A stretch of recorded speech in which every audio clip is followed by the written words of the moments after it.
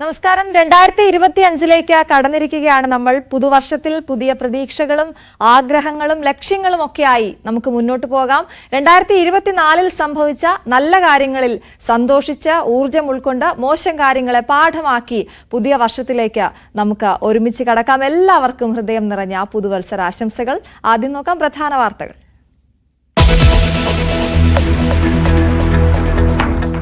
2025 പിറന്നു. ലോകമെങ്ങും ആഘോഷം. എല്ലാവർക്കും പുതുവർഷാശംസകൾ.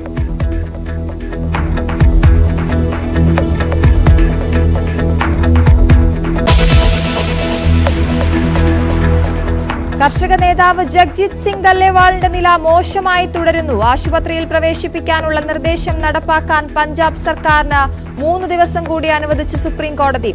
കർഷക നേതാക്കളുമായി ചർച്ച തുടരുന്നു.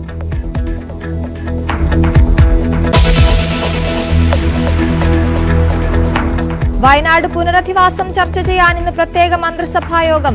ഭൂമി ഏറ്റെടുക്കൽ, വീടുകളുടെ നിർമ്മാണം എന്നിവയിൽ അന്തിമ രൂപമുണ്ടാകും. കേന്ദ്രത്തോട് കൂടുതൽ സഹായം ആവശ്യപ്പെടുന്നതും ചർച്ച ചെയ്യും.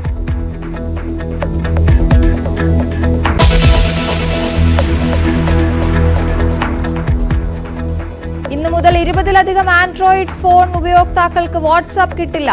ആപ്ലിക്കേഷൻ നഷ്ടമാവുക ആൻഡ്രോയിഡ് കിറ്റ്കാറ്റ് വേർഷനിലുള്ള ഫോണുകളിൽ.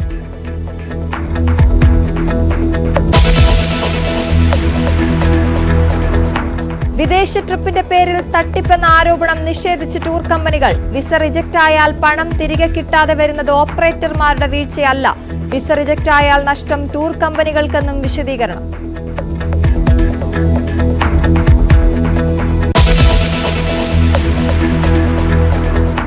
പുതിയ ഗവർണർ രാജേന്ദ്ര വിശ്വനാഥ് ആർലേക്കർ ഇന്ന് കേരളത്തിലെത്തും. മുഖ്യമന്ത്രിയും ഗവർണറും മന്ത്രിമാരും ചേർന്ന് വിമാനത്താവളത്തിൽ സ്വീകരിക്കും.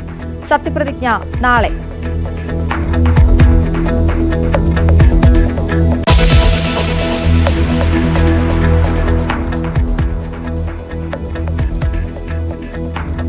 വിശദമായ വാർത്തകളിലേക്ക് കടക്കുകയാണ്.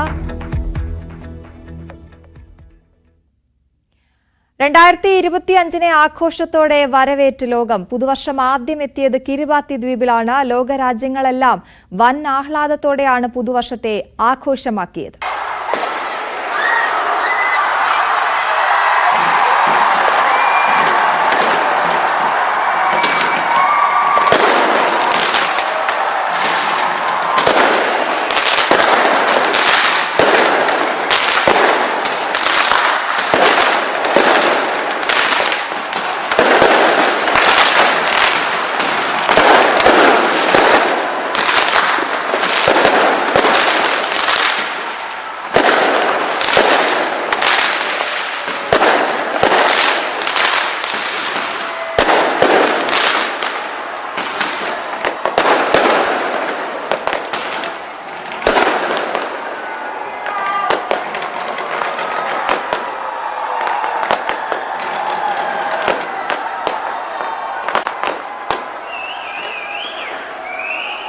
മധ്യ പസഫിക് സമുദ്രത്തിലെ ദ്വീപ് രാജ്യമായ കിരിബാത്തിയിലും പിന്നാലെ ചാത്തം ദ്വീപുകളിലാണ് 2025 ആദ്യം എത്തിയത്.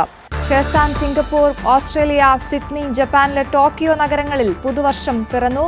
ടോക്കിയോയിൽ ആഘോഷങ്ങൾക്കൊപ്പം ആരാധനാലയങ്ങളിൽ പ്രാർത്ഥനകളും നടന്നു. പുതുവർഷത്തിന്റെ ഭാഗമായി ജപ്പാനിൽ 108 തവണ ക്ഷേത്രമണികൾ അടിക്കുന്ന ജോയ്നോ കെയ്ൻ എന്നറിയപ്പെടുന്ന ആചാരം നടന്നു. ഓക്ലാൻഡിലെ ഐക്കണിക് സ്കൈ ടവറിൽ വർണ്ണാഭമായ വെടിക്കെട്ടുകളും ലൈറ്റ് ഷോകൾക്കൊപ്പം ആയിരങ്ങൾ തെരുവുകളിൽ ഒത്തുകൂടി.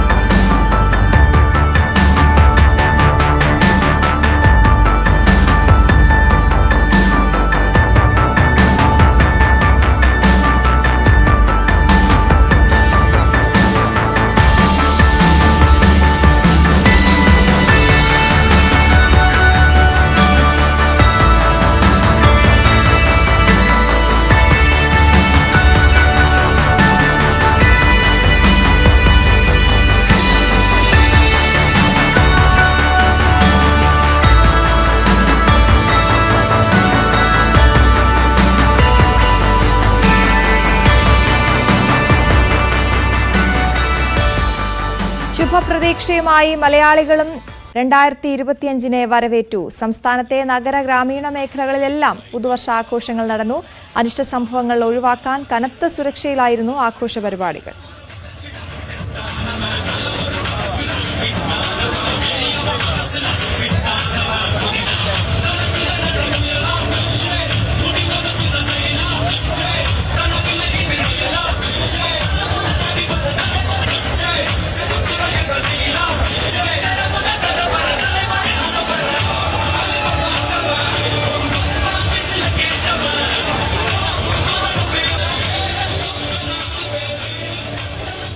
പാട്ടുപാടിയും നൃത്തം ചെയ്തുമാണ് ആഘോഷരാവ് കടന്നുപോയത്. കൊച്ചിയിൽ പാപ്പാഞ്ഞിയെ കത്തിക്കുന്ന ഫോർട്ട് കൊച്ചി വെളി മൈതാനത്ത് കേരളത്തിനകത്തും പുറത്തുനിന്നുമായി നിരവധി പേരാണ് എത്തിയത്. പാപ്പാഞ്ഞി എരിഞ്ഞടങ്ങിയപ്പോൾ 2024 നല്ലതും ചീത്തയുമായ ഓർമ്മകളെല്ലാം എരിഞ്ഞടങ്ങി. പ്രതീക്ഷകൾ 2025 പിറന്നു.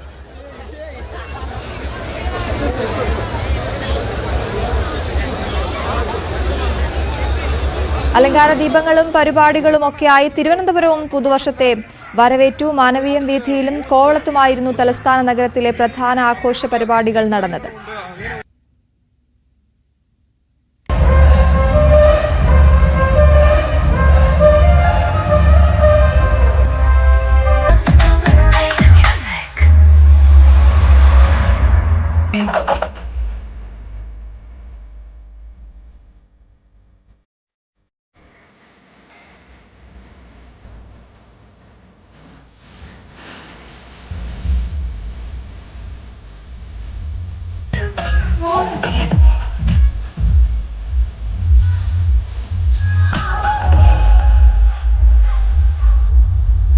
नहीं सकते यार झूठे फेंक नहीं रखते नाम भी चलता है केस भी चलते बोले के कैन पे फेस भी और वो साथ जो पहली से साथ थे और से देखो लड़का है ये अजूबा art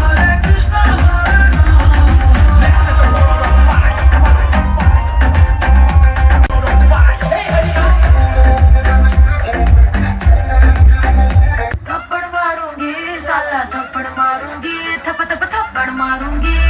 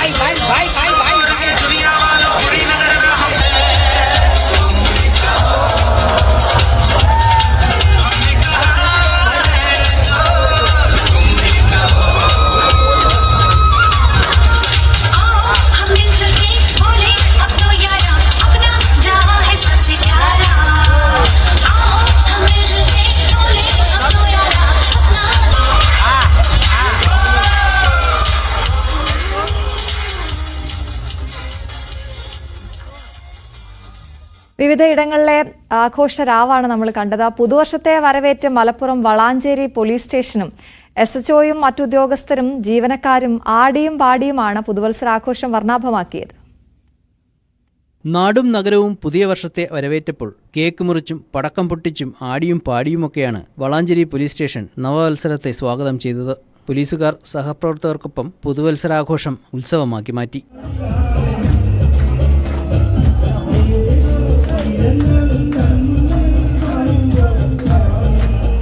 Valanchery SHO Basheer C. ചിറക്കലിന്റെ നേതൃത്വത്തിലായിരുന്നു ആഘോഷ പരിപാടികൾ.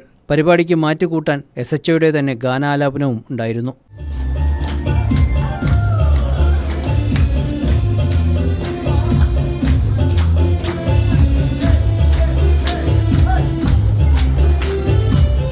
സ്റ്റേഷനും പരിസരവും ബലൂണുകൾ തൂക്കിയും അലങ്കരിച്ചും കളറാക്കി.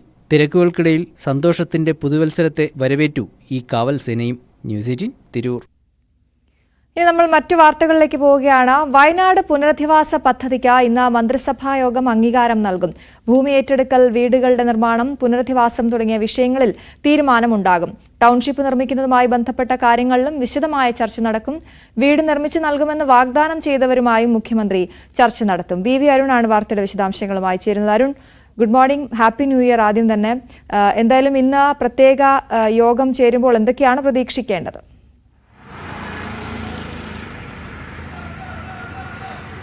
Happy new year. ഏറ്റവും പ്രധാനപ്പെട്ട കാര്യം, വയനാട് പുനരധിവാസവുമായി ബന്ധപ്പെട്ട് ഈ പുതുവർഷ ദിനത്തിൽ തന്നെ അവിടുത്തെ ദുരിതബാധിതർക്ക് ദുരിതബാധിതരുടെ കുടുംബാംഗങ്ങൾക്ക് ഏറ്റവും പ്രതീക്ഷയുള്ള ഒരു തീരുമാനം സർക്കാരിന്റെ ഭാഗത്തുണ്ടാകുമെന്ന് തന്നെയാണ് അവർ കാത്തിരിക്കുന്നത്. ആ ഒരു വാർത്തയ്ക്കാണ് കാത്തിരിക്കുന്നത്. മന്ത്രിസഭാ യോഗം ഇന്ന് ഇക്കാര്യങ്ങൾ ചർച്ച ചെയ്യും. കഴിഞ്ഞ ആഴ്ച ചേരേണ്ട മന്ത്രിസഭാ യോഗമായിരുന്നു MD വാസുദേവൻ നായരുടെ നിര്യാണത്തെ തുടർന്ന് മാറ്റിവെച്ച യോഗം. ഇന്ന് ഇത് പ്രധാനമായും ചർച്ച ചെയ്യുക പുനരധിവാസ പദ്ധതിയുമായി ബന്ധപ്പെട്ട് ചീഫ് സെക്രട്ടറി തയ്യാറാക്കിയ, ശാരദാ മുരളീധരൻ തയ്യാറാക്കിയ ഒരു പദ്ധതിയുണ്ട്. അതിന്റെ കരടുണ്ട്. ആ കരടിന് ഇന്ന് മന്ത്രിസഭാ യോഗം അംഗീകാരം നൽകും. ടൗൺഷിപ്പ് ഏത് മാതൃകയിൽ വേണം, ടൗൺഷിപ്പിൽ ആദ്യഘട്ടത്തിൽ ആരെയൊക്കെ ഉൾപ്പെടുത്തും തുടങ്ങിയ വളരെ വിശദമായ ഒരു പദ്ധതി രേഖയാകും ഇന്ന് സർക്കാർ അംഗീകരിക്കാൻ പോകുന്നത്. അതിനുശേഷം അതിന്റെ പ്രഖ്യാപനവും ഇന്ന് മുഖ്യമന്ത്രി പിണറായി വിജയൻ നടത്തിയേക്കും.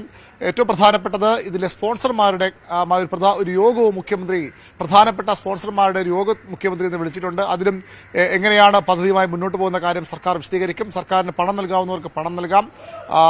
എങ്ങനെയാണ് അവരുടെ താല്പര്യം, എത്ര വീടുകളാണ് ഓരോരുത്തരും എന്ന കാര്യം സർക്കാർ ഇതിനകം തന്നെ ആ കണക്ക് എടുത്തു കഴിഞ്ഞു. ഓരോ സ്പോൺസറും നൽകുന്ന വീടുകളുടെ കണക്ക് എന്നൊക്കെ സർക്കാർ സ്വീകരിച്ചു കഴിഞ്ഞു. കഴിഞ്ഞ ആഴ്ച ഹൈക്കോടതിയിൽ നിന്ന് വളരെ പ്രധാനപ്പെട്ട അനുകൂലമായ വിധി സർക്കാരിനുണ്ടായത് ഭൂമി ഏറ്റെടുക്കാം, 2 എസ്റ്റേറ്റുകളിൽ നിന്നും ഭൂമി ഏറ്റെടുക്കാൻ സർക്കാർ മുന്നോട്ട് പോകാമെന്ന വളരെ പോസിറ്റീവായിട്ടുള്ളൊരു വിധി സർക്കാർ ലഭിച്ചു. അതും കൂടി മുന്നിൽ കണ്ടുകൊണ്ടുള്ള നീക്കങ്ങളാണ് സർക്കാർ നടത്തുന്നത്. വളരെ പ്രധാനപ്പെട്ട ഒരു തീരുമാനം മന്ത്രിസഭാ യോഗത്തിൽ ഉണ്ടാകും. രാവിലെ മന്ത്രിസഭാ യോഗം ചേരുമ്പോൾ ഇക്കാര്യങ്ങൾ വിശദമായ ചർച്ചയുണ്ടാകും. അതിനുശേഷം മുഖ്യമന്ത്രി പിണറായി വിജയൻ കാര്യങ്ങൾ അവതരിപ്പിക്കുകയും ചെയ്യും. രാജ്യത്തിന് തന്നെ മാതൃകയാകുന്ന തരത്തിലൊരു ടൗൺഷിപ്പാണ് സർക്കാർ അവിടെ ഉദ്ദേശിക്കുന്നത്. അതിന്റെ കൃത്യമായ പ്ലാൻ അടക്കമുള്ളവ സർക്കാർ നേരത്തെ തയ്യാറാക്കിയിട്ടുണ്ട്. ഇത് സ്പോൺസർമാരെ ബോധ്യപ്പെടുത്തുക എന്നുള്ള സർക്കാർ പ്രധാനപ്പെട്ട ചുമതലയുമാണ്. അത്തരം കാര്യങ്ങളൊക്കെ ഇന്നത്തെ മന്ത്രിസഭാ യോഗത്തിന് ശേഷം ഉണ്ടാകും. അരുൺ, ഒന്ന് ഈ അതിതീവ്ര ദുരന്തമായി കേന്ദ്രത്തിന്റെ പ്രഖ്യാപനം വന്നെങ്കിലും നമ്മൾ ചോദിച്ച പല കാര്യങ്ങളും ഇപ്പോഴും നമുക്ക് ലഭിച്ചിട്ടില്ല. അക്കാര്യത്തിൽ കൂടുതൽ കേന്ദ്രത്തോട് സഹായം ആവശ്യപ്പെടുന്നതും മറ്റും ഇന്ന് ചർച്ച ചെയ്യുമോ? പ്രധാനമായും പുനരധിവാസ പദ്ധതിയെക്കുറിച്ചാണ് ചർച്ചയാകുന്നത്. സ്വാഭാവികമായും കേന്ദ്രം അതിതീവ്ര ദുരന്തങ്ങളുടെ പട്ടികയിൽ വയനാട് ദുരന്തത്തെയും ഉൾപ്പെടുത്തിയിട്ടുള്ളത് സർക്കാർ വലിയ ആശ്വാസമാണ്. അതുകൊണ്ട് തന്നെ നേരത്തെ കേന്ദ്ര സർക്കാർ നൽകിയെന്ന് പറയുന്ന തുക മാത്രമല്ല, വലിയ രീതിയിൽ വലിയ സാമ്പത്തിക സഹായം ലഭിക്കും. അത് ഒരുപക്ഷെ സർക്കാരിന്റെ ശ്രമങ്ങൾക്ക് കൂടുതൽ ഊർജ്ജം നൽകുമെന്നും ഉറപ്പാണ്. കാരണം വലിയ സാമ്പത്തിക പ്രതിസന്ധി സംസ്ഥാനം കടന്നുപോകുകയാണ്. കഴിഞ്ഞ കുറേ നാളുകളായി അതിനുള്ള ദുരന്തം ഉണ്ടായത്. അപ്പോഴും വലിയ രീതിയിൽ ആളുകളുടെ സഹായമൊക്കെ ഉണ്ടായിരുന്നാൽ അത് മാത്രം പോരാ, സംസ്ഥാനത്തിന് പിടിച്ചു നിൽക്കാൻ കേന്ദ്രത്തിന്റെ വലിയ ഒരു സഹായം പല കാര്യങ്ങളിലും ഉണ്ടാകേണ്ടതുണ്ട്. അത് ഈ അതിതീവ്ര ദുരിതമായി പ്രഖ്യാപിച്ചതോടുകൂടി ആ സഹായം ലഭിക്കുമെന്ന് തന്നെയാണ് സർക്കാർ പ്രതീക്ഷിക്കുന്നത്. അത്തരം കാര്യങ്ങളും സ്വാഭാവികമായും ചർച്ച ചെയ്ത് പോകും. എങ്കിലും ഈ വയനാട് പുനരധിവാസ പദ്ധതിയുടെ കൃത്യമായ പദ്ധതി രേഖയാകും ഇന്ന് മന്ത്രിസഭായോഗം ചർച്ച ചെയ്ത് അംഗീകരിക്കാൻ പോകുന്നത്. മുഖ്യമന്ത്രി വാർത്താ സമ്മേളനം ഇന്ന് ഉണ്ടായേക്കും. കഴിഞ്ഞ തവണ അങ്ങനെയാണ്, കണ്ണൂരിൽ അദ്ദേഹം ഉള്ള സമയത്താണ് കഴിഞ്ഞ മന്ത്രിസഭായോഗം ചേരാനിരുന്നത്. അവിടെ വെച്ച് അദ്ദേഹം വാർത്താ സമ്മേളനം നടത്താൻ തീരുമാനിച്ചതുമാണ്. ഇവിടെയും സമാനമായി അദ്ദേഹം വാർത്താ സമ്മേളനം നടത്തി പദ്ധതിയെപ്പറ്റി വിശദീകരിക്കും. എങ്ങനെയാണ് സർക്കാർ നടപ്പാക്കാൻ ഉദ്ദേശിക്കുന്നത്? ഇപ്പോൾ ടൗൺഷിപ്പുമായി ബന്ധപ്പെട്ട ചില വിവരങ്ങൾ മാത്രമാണ് പുറത്തു വന്നത്. അതിന്റെ വിശദമായ ഒരു പ്രഖ്യാപനം മുഖ്യമന്ത്രിയുടെ ഭാഗത്തുനിന്നുണ്ടാകുമെന്ന് തന്നെയാണ് ഇന്ന് പ്രതീക്ഷിക്കുന്നത്. അതാണ് അരുൺ. മറ്റൊരു വാർത്ത, നിയുക്ത ഗവർണർ രാജേന്ദ്ര വിശ്വനാഥ് ആർലേക്കർ ഇന്ന് തലസ്ഥാനത്ത് എത്തുകയാണ്. വൈകിട്ട് 5 മണിക്ക് തിരുവനന്തപുരം വിമാനത്താവളത്തിലെത്തുന്ന നിയുക്ത ഗവർണറെ മുഖ്യമന്ത്രി പിണറായി വിജയനും സ്പീക്കർ എൻ ഷംസീറും മന്ത്രിമാരും ചേർന്ന് സ്വീകരിക്കുമെന്ന് അറിയുന്നു. നാളെയാണ് സത്യപ്രതിജ്ഞ. പുതിയൊരു ഗവർണർ കേരളത്തിലേക്ക് വരുന്നു. നേരത്തെ ഗവർണറും സർക്കാരും തമ്മിലുള്ള വലിയ പോരൊക്കെ നമ്മൾ കണ്ടതാണ്. ഒരിക്കലും കാണാത്ത രീതിയിലുള്ള ആർലേക്കർ വരുമ്പോഴുള്ള പ്രതീക്ഷകൾ എങ്ങനെയാണ്? ചടങ്ങുകൾ ഏത് രീതിയിലാണ്? സമയക്രമം?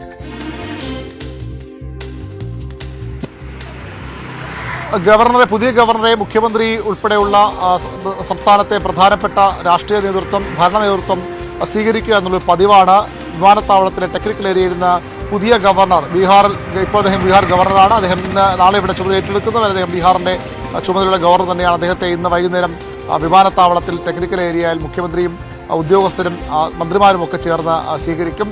വലിയ വെല്ലുവിളി നിറഞ്ഞ ഒരു കാലഘട്ടമായിരുന്നു കഴിഞ്ഞ 5 വർഷത്തിലേറെ ആരിഫ് മുഹമ്മദ് ഖാൻ കേരളത്തിൽ ഗവർണറായിരിക്കെ സർക്കാരുമായി നിരന്തര വെല്ലുവിളികൾ.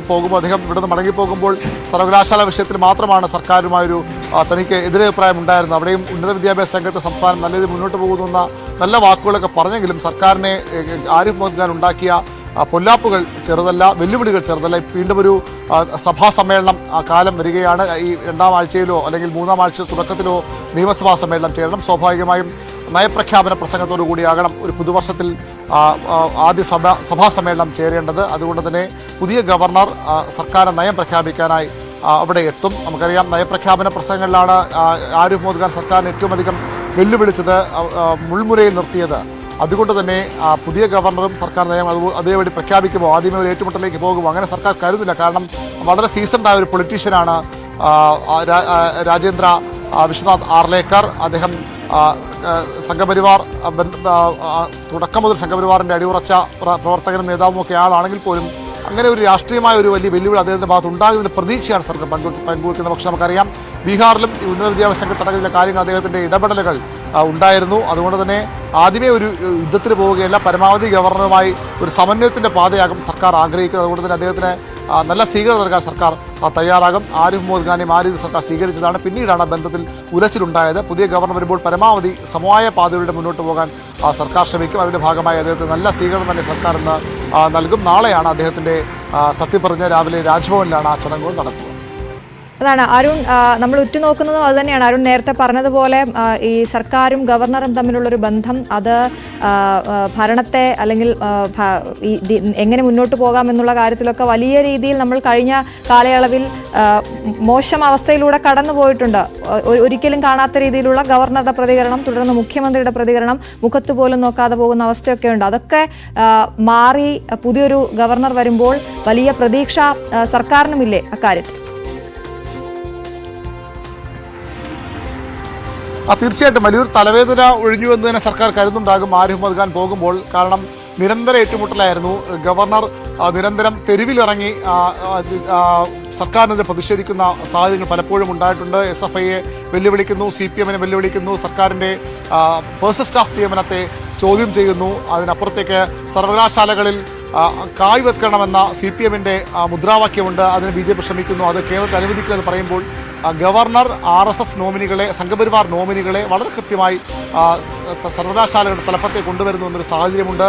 സർക്കാരിനെ വെല്ലുവിളിച്ചുകൊണ്ട് പലയിടത്തും VC നിയമനം നടത്തുന്നു. ചിലത് കോടതിയിൽ ഗവർണർക്ക് അനുകൂലമാകുന്നു, ചിലത് സർക്കാരിന് അനുകൂലമാകുന്നു. മാത്രമല്ല, സംസ്ഥാനത്തെ സർവകലാശാലയുടെ ഭരണം തന്നെ പ്രതിസന്ധിയിലാണ് ഇപ്പോഴും. പല സർവകലാശാലകൾക്കും മുഴുവൻ ചാൻസലർമാരില്ല. ആ പ്രശ്നത്തിലൊക്കെ പുതിയ ഗവർണർ വരുമ്പോൾ എങ്ങനെയാണ് സമീപനം സ്വീകരിക്കുക എന്നുള്ളത് കണ്ടറിയണം. ഏതായാലും ആരിഫ് മുഹമ്മദ് ഖാൻ ഏറ്റവും അധികം തലവേദന ഉണ്ടാക്കിയ, പ്രത്യേകിച്ച് പിണറായി സർക്കാരിന് തലവേദന ഉണ്ടാക്കിയ ഒരു ഗവർണറാണ് കാര്യത്തിൽ സംശയമില്ല. അത്തരം ഒരു യുദ്ധ സമാനമായ സാഹചര്യമാകുമോ പുതിയ ഗവർണർ? അദ്ദേഹത്തിനും രാഷ്ട്രീയ നിലപാടുള്ളയാളാണ്. സ്വാഭാവികമായും BJP പ്രതിനിധിയായി തന്നെയാണ് അദ്ദേഹം, രാഷ്ട്രപതിയുടെ പ്രതിനിധി എന്ന് പറയുമ്പോൾ പോലും BJP കേന്ദ്ര സർക്കാർ ആഗ്രഹിക്കുന്ന ആളെ തന്നെയാണ് കേരളത്തിലേക്ക് ഗവർണറായി കൊണ്ടുവരുന്നത്. അതൊരു പൂർണ്ണമായും ഒരു രാഷ്ട്രീയ നീക്കം അദ്ദേഹം നടത്തുമോ? ആരിഫ് മുഹമ്മദ് ഖാൻ ചെയ്ത പോലെ നിരന്തരം വാർത്താ സമ്മേളനം നടത്തുകയും മാധ്യമങ്ങൾക്ക് നിരന്തര പ്രതികരണം നൽകുകയും സർക്കാരിനെ തുറന്ന് വിമർശിക്കുകയും ചെയ്യുന്ന ഒരു ഗവർണറായി ആർലേക്കർ മാറുമോ എന്നൊക്കെ കണ്ടറിയണം. ഏതായാലും അത്തരമൊരു കടുത്ത നീക്കം അദ്ദേഹത്തിൻ്റെ ഭാഗത്തുണ്ടാകില്ല. കുറച്ചുകൂടി മയപ്പെട്ട നിലപാട് സ്വീകരിക്കുന്ന പ്രതീക്ഷയാണ് സർക്കാരിനുള്ളത്. പക്ഷേ നമുക്കറിയാം, ഗവർണർമാർ ആരിഫ് മുഹമ്മദ് ഖാനെ പോലെ രാഷ്ട്രീയം പറയാനും ഒക്കെ തയ്യാറായാൽ പുതിയ ഗവർണറും സർക്കാരിന് വെല്ലുവിളിയാകും. അതുണ്ടാകുന്ന പ്രതീക്ഷ സർക്കാർ പങ്കുവയ്ക്കുന്നു. ആദ്യം തന്നെ ഒരു ഏറ്റുമുട്ടലിൻ്റെ പാത സർക്കാർ തുറന്നിട്ടില്ല, ഗവർണറും ആ ഒരു സമീപനത്തിലേക്ക് പോകില്ല എന്ന ഒരു വിലയിരുത്തലാണ് പൊതുവിലുള്ളത്. ശരി, വി അരുണാണ് വിശദവിവരങ്ങൾ നൽകിയത്. മറ്റു വാർത്തയിലേക്ക് പോകുമ്പോൾ ഉമാ തോമസ് MLA-യുടെ തുടർ ചികിത്സയിൽ മെഡിക്കൽ ബോർഡ് ഇന്ന് യോഗം ചേരും. MLA-യുടെ ആരോഗ്യസ്ഥിതിയിൽ ആശാവഹമായ പുരോഗതി ഉണ്ട് എന്നാണ് ഡോക്ടർമാർ ഇന്നലെ അറിയിച്ചത്. അതേസമയം കലൂർ സ്റ്റേഡിയത്തിലെ നൃത്ത പരിപാടിയുടെ സംഘാടകർ ജാമ്യാപേക്ഷയുമായി ഹൈക്കോടതിയെ സമീപിച്ചിട്ടുണ്ട്. നാളെ അന്വേഷണ ഉദ്യോഗസ്ഥന് മുന്നിൽ ഹാജരാകണമെന്നും നിർദ്ദേശം നൽകിയിട്ടുണ്ട്. മൃദംഗ വിഷൻ നൃത്ത പരിപാടിയിലെ പണപ്പിരിവിൽ പോലീസ് അന്വേഷണം ആരംഭിച്ചു. നവമി ദിനേശാണ് വാർത്തയുടെ വിശദാംശങ്ങളുമായി ചേരുന്നത്. Navami, happy new year. ആദ്യം തന്നെ എന്തായാലും നമുക്ക് അറിയാം, ഇന്നലെ ഡോക്ടർമാർ നമ്മളെ കണ്ടപ്പോൾ പറഞ്ഞൊരു കാര്യം, കണ്ണു തുറന്നു എന്നുള്ള വലിയ ആശ്വാസം നമുക്കുണ്ടായിരുന്നു. മകൻ വിളിച്ചപ്പോൾ കേട്ടു എന്നൊക്കെ അറിഞ്ഞു. ഇന്ന് ഏത് രീതിയിൽ, അതായത് അണുബാധ ഉണ്ടാകാതിരിക്കാനുള്ള ശ്രമമാണ് നടക്കുന്നതെന്നും പറഞ്ഞല്ലോ. ഏറ്റവും ഒടുവിൽ നമുക്ക് ലഭിക്കുന്ന വിവരം അനുസരിച്ച് ഉമാ തോമസിന്റെ ആരോഗ്യനില എങ്ങനെയാണ്?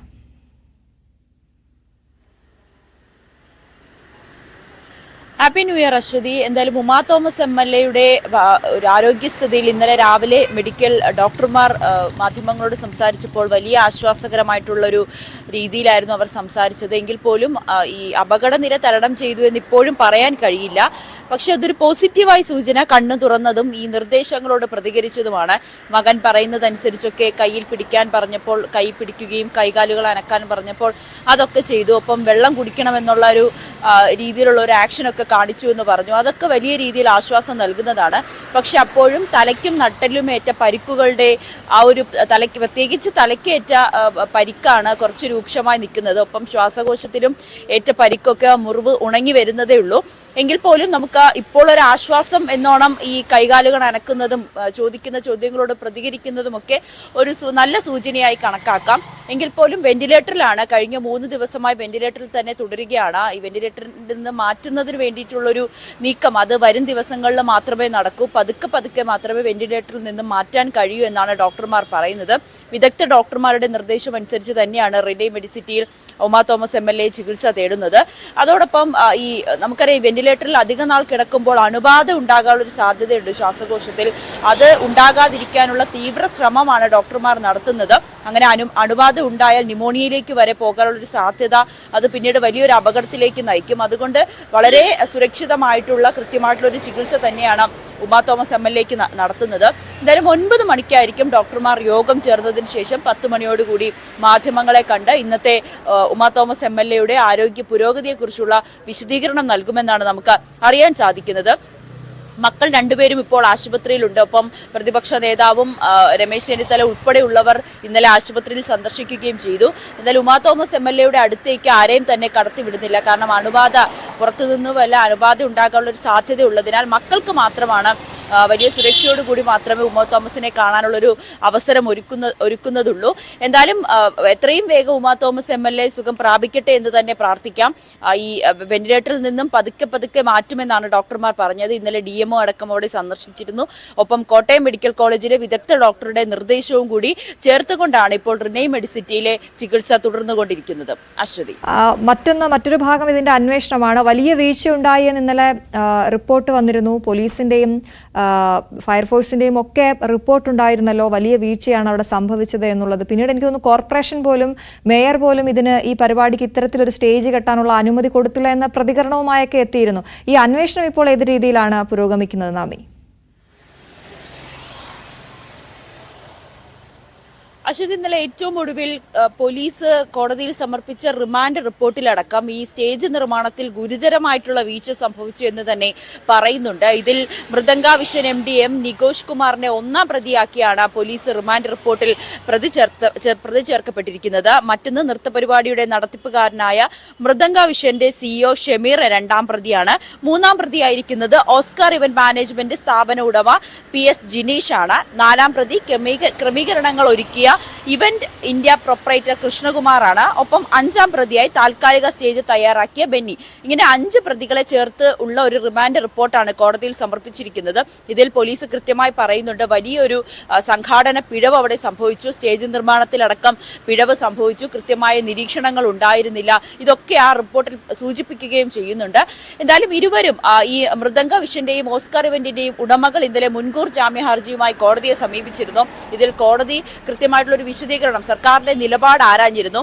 ഇപ്പോൾ നേരത്തെ ഈ കേസിൽ തുടക്ക സമയത്ത് ഈ ജാമ്യം ലഭിക്കുന്ന വകുപ്പുകൾ മാത്രം ചുമത്തിയായിരുന്നു കേസ് രജിസ്റ്റർ ചെയ്തത്.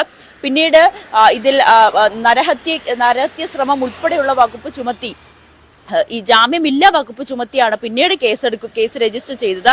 ഇത് കൃത്യമായി സർക്കാർ കോടതിയെ നിലപാട് അറിയിക്കുകയും ചെയ്തു. ഇതിന് പിന്നാലെയാണ് കോടതി ഇരുവരോടും തൽക്കാലം ഈ നാളെ ഉച്ചയ്ക്ക് 2 മണിക്ക് അന്വേഷണ സംഘത്തിന് മുന്നിൽ കീഴടങ്ങണമെന്ന് ആവശ്യപ്പെട്ടിരിക്കുന്നത്.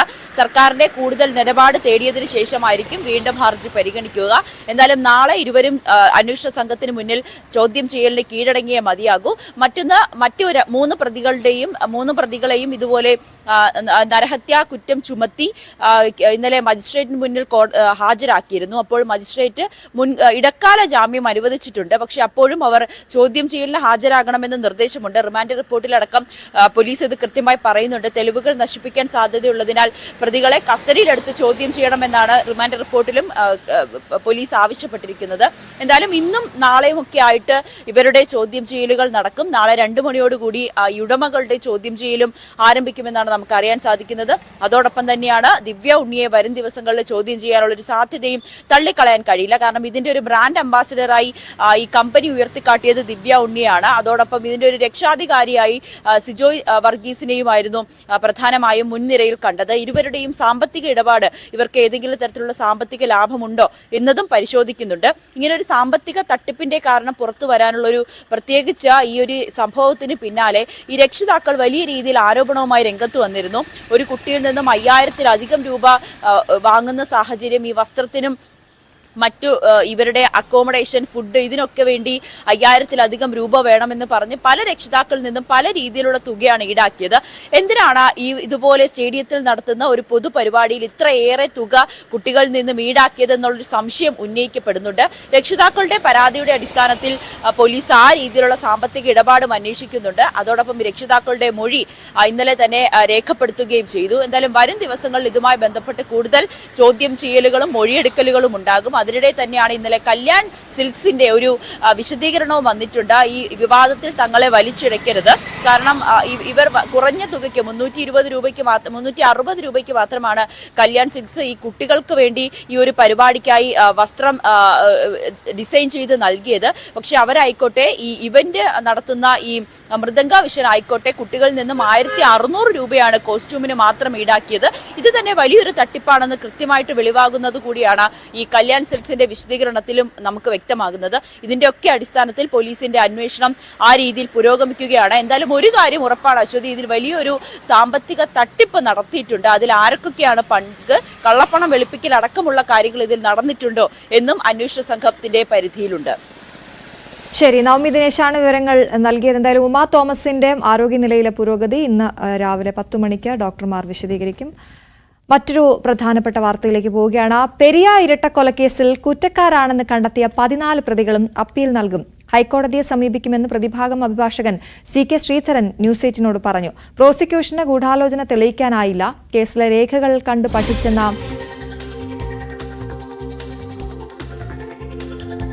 കുടുംബത്തിന്റെ ആരോപണം CK ശ്രീധരൻ തള്ളി. ശിക്ഷാവിധി വരാനിരിക്കെ CK ശ്രീധരന്റെ വീടിന് പോലീസ് കനത്ത സുരക്ഷയൊരുക്കി. News 8 exclusive. പെരിയ ഇരട്ട കൊലപാതക കേസിൽ പ്രതികൾക്ക് വേണ്ടി ഹാജരാകുന്ന അഡ്വക്കേറ്റ് CK ശ്രീധരനാണ് നമ്മോടൊപ്പമുള്ളത്. ഏതായാലും 3-ാം തീയതി വിധി വരികയാണ്, എങ്ങനെ കാണുന്നു? 3-ാം തീയതി ഈ കേസിൽ കുറ്റക്കാരാണെന്ന് കോടതി നേരത്തെ കണ്ടെത്തിയ 10 302 IPCയും 120B IPC ഗൂഢാലോചനയും കൊലപാതക കുറ്റവും കുറ്റക്കാരാണെന്ന് കണ്ടെത്തിയിട്ടുള്ള പ്രതികളുടെയും അതുപോലെ സെക്ഷൻ 225 IPC പ്രകാരം കുറ്റക്കാരാണെന്ന് കണ്ടെത്തിയ 4 പ്രതികളുടെയും വിധിയാണ്, അതിൻ്റെ ശിക്ഷാവിധിയാണ് ഈ വരാൻ പോകുന്ന 3-ാം തീയതി കോടതി നടത്താൻ ഇരിക്കുന്നത്. ധാരാളം സാക്ഷികളെ ഗൂഢാലോചനയുമായി ബന്ധപ്പെട്ട് സാക്ഷികളായി കൊണ്ടുവന്നു. പക്ഷെ ആ സാക്ഷികളെല്ലാം തന്നെ കോൺഗ്രസ് രാഷ്ട്രീയ പാർട്ടിയുമായി ബന്ധപ്പെട്ടവരോ കോൺഗ്രസ് പാർട്ടി ഭരിക്കുന്ന പെരിയ സർവീസ് സഹകരണ ബാങ്കിലെ ജോലിക്കാരോ ആയ ആളുകളാണ്. ഗൂഢാലോചന സംബന്ധിച്ച് സംഭവം നടന്ന് 2 കൊല്ലത്തിന് ശേഷം ആദ്യമായി CBIയുടെ മുമ്പാകെ പ്രത്യക്ഷപ്പെടുന്നതും മൊഴി നൽകുന്നതും എന്നുള്ളത് കൊണ്ട് തന്നെ ഗൂഢാലോചന സംബന്ധിച്ചുള്ള ആ മൊഴികളൊന്നും വിശ്വസനീയമല്ല, അടിസ്ഥാനരഹിതമാണ് എന്നുള്ള നിലയിൽ സ്ഥാപിക്കാൻ പ്രതിഭാഗത്തിന് കഴിഞ്ഞു എന്നുള്ളത് കൊണ്ടാണ് ഗൂഢാലോചനയെ ആരോപിക്കപ്പെട്ട ഒട്ടേറെ പ്രതികൾ നിരപരാധികളാണ് എന്ന് കോടതി കണ്ടെത്തി അവരെ കുറ്റവിമുക്തരാക്കിയിട്ടുള്ളത്. താങ്കൾക്കുറിച്ച് വ്യക്തിപരമായി ഉയർന്നു വന്ന ആരോപണം ഈ കുടുംബത്തോടൊപ്പം ആദ്യഘട്ടത്തിൽ നിന്നൊരാളാണ് അങ്ങ് ഈ പിന്നീട് പ്രതിഭാഗം അഭിഭാഷകനാകുമ്പോൾ ഇതിൻ്റെ രേഖകളൊക്കെ നേരത്തെ നിങ്ങൾ കണ്ടിരുന്നെന്നും അത് കേസിനെ ദുർബലമാക്കിയെന്നുള്ള ഒരു വാദം കോൺഗ്രസിന്റെ ഭാഗത്തും കുടുംബത്തിന്റെ ഭാഗത്തും ഉയർന്നു. അതിനെങ്ങനെയാണ് കാണുന്നത്? പൂർണ്ണമായും തെറ്റായ കളവായ ഒരു ആരോപണമാണ് ഇപ്പോഴും ഉന്നയിച്ചുകൊണ്ടിരിക്കുന്നത്. നേരത്തെയും ഇത്തരം ആരോപണങ്ങൾ ഉയർത്താനുള്ള ഒരു ശ്രമമുണ്ടായിരുന്നു. ഞാൻ വളരെ സത്യസന്ധമായി പറയുന്നു, എൻ്റെ ദീർഘകാലത്തെ അഭിഭാഷക വൃത്തിയുടെ ആ ഒരു വലിയ അനുഭവ സമ്പത്തുള്ള ഒരു വ്യക്തി അല്ലെങ്കിൽ അഭിഭാഷകൻ എന്നുള്ള നിലയിൽ പറയട്ടെ, ഒരിക്കലും ആ കേസിൻ്റെ ഏതെങ്കിലും രേഖകൾ എൻ്റെ മുമ്പിൽ വരികയോ ഞാൻ കാണുകയോ ഞാൻ പഠിക്കുകയോ അതുമായി ആരെങ്കിലുമായി ബന്ധപ്പെട്ട് എന്തെങ്കിലും ചർച്ച നടത്തുകയോ ചെയ്തിട്ടുണ്ടെങ്കിൽ ഒരു കാരണവശാലും ഈ കേസിൽ പ്രതികൾക്ക് വേണ്ടി ഞാൻ ഹാജരാകുമായിരുന്നില്ല എന്ന് തീർത്തു പറയാൻ ഞാൻ ആഗ്രഹിക്കുന്നു. അത്തരമൊരു സംഗതി ഇല്ലാതിരുന്നത് കൊണ്ട് സ്വാഭാവികമായും എനിക്കതിൽ ഹാജരാകുന്നതിൽ നിയമപരമായോ അല്ലാതെയോ യാതൊരു തടസ്സവുമില്ല എന്നാണ് ഞാൻ ഇപ്പോഴും ഉറച്ചു വിശ്വസിക്കുന്നത്. കേസിൽ 14 പ്രതികളെ ശിക്ഷിക്കപ്പെട്ടിരിക്കുന്നു. എന്താണ് ആ ഒരു കാര്യത്തിൽ അങ്ങ് കാണുന്നത്? അതിൽ എല്ലാവർക്കുള്ള വകുപ്പുകളും അത് ആ കാര്യത്തിൽ കുറ്റക്കാരാണെന്ന് കണ്ടെത്തിയ പ്രതികളുടെ കാര്യത്തിൽ നിയമാനുസൃതമായി അപ്പീൽ, ഈ സെന്റൻസിനെ സംബന്ധിച്ചുള്ള വിധി ഉണ്ടായാൽ ഉടൻ ജഡ്ജ്മെന്റിന്റെ കോപ്പി കിട്ടിക്കഴിഞ്ഞാൽ ബന്ധപ്പെട്ട പ്രതികൾ കേരള ഹൈക്കോടതിയിൽ അത് സംബന്ധിച്ചുള്ള അപ്പീൽ സമർപ്പിക്കും. നമ്മളിപ്പോൾ കയറി വരുമ്പോൾ കണ്ടത് വീട്ടിന് മുന്നിൽ വലിയ പോലീസ് ബസ്സും സുരക്ഷാ സംവിധാനങ്ങളൊക്കെ. ഏതെങ്കിലും തരത്തിൽ അങ്ങക്ക് ഭീഷണി ഏതെങ്കിലും ഭാഗത്തുനിന്നുണ്ടോ? എന്താണ് ഇത്രയും വലിയൊരു പോലീസ് തന്നെ വീട്ടിന് മുന്നിൽ? ഞാൻ ഈ ഒരു കേസ് മാത്രമല്ലല്ലോ, കേരളത്തിൽ വളരെ വളരെ പ്രമാദമായ ഒട്ടേറെ കേസുകളിൽ പല ഘട്ടങ്ങളിലായി വിവിധ കോടതികളിൽ ഹാജരായിട്ടുള്ളൊരു അഭിഭാഷകനാണ് ഞാൻ. സ്വാഭാവികമായും അതിൽ രാഷ്ട്രീയ കാരണങ്ങളുള്ള കേസുകളുണ്ട്, അല്ലാത്ത കേസുകളുമുണ്ട്. അപ്പോഴൊന്നും ഞാൻ ഒരു ഭീഷണിയും നേരിട്ടിട്ടില്ല, ഇപ്പോഴും ഞാൻ ഭീഷണി നേരിടുന്നില്ല എന്ന് മാത്രമേ എനിക്ക് ആ കാര്യത്തിൽ പറയാം. പോലീസ് സന്നാഹം സ്വാഭാവികമായി അവർക്ക് കിട്ടുന്ന വല്ല റിപ്പോർട്ടുകളുടെ ആധാരമാക്കിയോ മറ്റോ വേണമെങ്കിൽ അവർക്ക് ഒരു പോലീസിന്റെ ഒരു ഡ്യൂട്ടി എന്നുള്ള നിലയിൽ കൃത്യനിർവഹണത്തിന്റെ ഭാഗമായി ചെയ്തിട്ടുള്ളതാണ് ആയിരിക്കാം. ഇപ്പോൾ വന്നിട്ടുള്ളത് ഇത് രണ്ടും കലർന്നതാണ്. രാഷ്ട്രീയമായി സ്വാഭാവികമായും എൻ്റെ എതിരാളികൾക്ക് ഇത്തരം ആരോപണങ്ങളിലൂടെ എന്നെ വ്യക്തിപരമായി തേജോവധം ചെയ്യുക എന്നുള്ളതാണല്ലോ. ഞാൻ രാഷ്ട്രീയത്തിൽ ഇപ്പോൾ CPM-ൽ ചേർന്നു എന്നുള്ളതല്ലാതെ മറ്റെന്തെങ്കിലും എന്നെക്കെതിരെ ആരോപണം ഉയർത്തിക്കൊണ്ടുവരുവാൻ അവർക്കാവില്ല. സ്വാഭാവികമായും ഞാൻ നേരത്തെ ഉണ്ടായിരുന്ന പാർട്ടിയിൽ നിന്ന് വിട്ടുമാറി എന്നുള്ളത് കൊണ്ട് എനിക്കെതിരെ ആ പാർട്ടിയിലെ പ്രധാനപ്പെട്ട ആളുകളൊക്കെ അല്ലെങ്കിൽ അപ്രധാനികളായിട്ടുള്ള ആളുകളൊക്കെ എനിക്കെതിരെ ഇത്തരം ആരോപണങ്ങൾ ഉന്നയിക്കും. അത് ഉന്നയിക്കുന്നത് സ്വാഭാവികം. അവരുടെ ജോലി നിർവഹിക്കട്ടെ എന്നേ ഞാൻ പറയുന്നു. എന്തായാലും വ്യക്തിപരമായി തനിക്കെതിരെ ഉയർന്നു വന്ന ആരോപണം, അതുപോലെ തന്നെ കേസുമായി ബന്ധപ്പെട്ട കാര്യങ്ങൾ, ഇതെല്ലാമാണ് CK കൃത്യമായി വ്യക്തമാക്കിയിരിക്കുന്നത്. KB Baiju, news 18, Kasaragod. മറ്റു വാർത്തകളിലേക്ക് വരാം ഒരു ചെറിയ ഇടവേളയ്ക്ക് ശേഷം.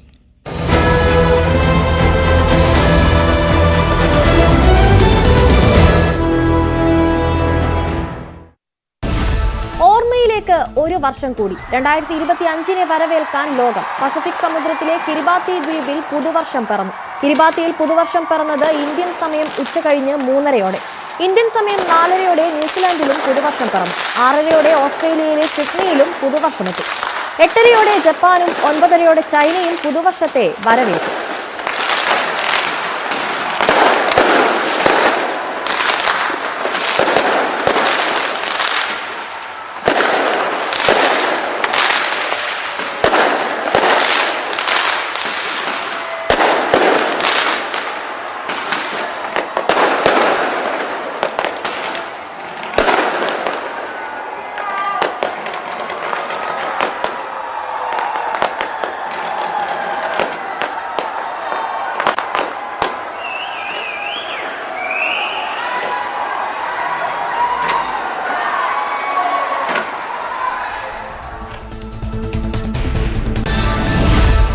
സംസ്ഥാനത്തും വിപുലമായ ആഘോഷങ്ങളാണ്. ഫോർട്ട് കൊച്ചിയിലെ പരേഡ് ഗ്രൗണ്ടിൽ ഇത്തവണ പാപ്പാഞ്ഞിയെ കത്തിക്കില്ലെങ്കിലും വെളി ഗ്രൗണ്ടിൽ വിപുലമായ ആഘോഷങ്ങൾ നടക്കും. വെളി മൈതാനത്തും കാക്കനാട് ഒരുക്കുന്ന ആഘോഷത്തിലും പാപ്പാഞ്ഞിയെ കത്തിക്കും. തലസ്ഥാനത്തും വിപുലമായ ആഘോഷങ്ങൾ. പുതുവത്സരാഘോഷം പ്രമാണിച്ച് കൊച്ചിയിൽ കർശന സുരക്ഷയൊരുക്കുമെന്ന് Kochi city police commissioner. Fort കൊച്ചിയിൽ മാത്രം 1000 പോലീസുകാർ. മദ്യവും മയക്കുമരുന്നും ഉപയോഗിക്കുന്നവരെ കണ്ടെത്താൻ സ്ക്വാഡ് രൂപീകരിക്കുമെന്നും കമ്മീഷൻ പുട്ട വിമലാദിത്യ.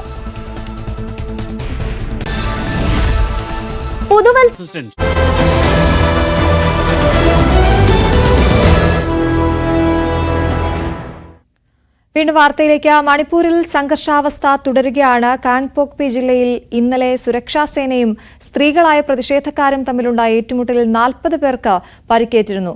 കമ്മ്യൂണിറ്റി ബങ്കറുകളെന്ന് പ്രദേശവാസികൾ വിശേഷിപ്പിക്കുന്ന നിർമ്മാണങ്ങൾ പൊളിച്ചുമാറ്റാനുള്ള ശ്രമമാണ് സംഘർഷത്തിന് കാരണമായത്. മനു ഭരത്താണ് വിവരങ്ങളുമായി ചേരുന്നത്. Manu, good morning. മണിപ്പൂരിനെ സംബന്ധിച്ചപ്പോൾ ഏറ്റവും ഒടുവിലായി അവിടെ എന്താണ് സംഭവിച്ചത് ഇന്നലെ? മണിപ്പൂരിൽ ഇപ്പോഴും സംഘർഷാവസ്ഥ തുടരുന്നു എന്ന വിവരങ്ങൾ തന്നെയാണ് പുറത്തു വരുന്നത്.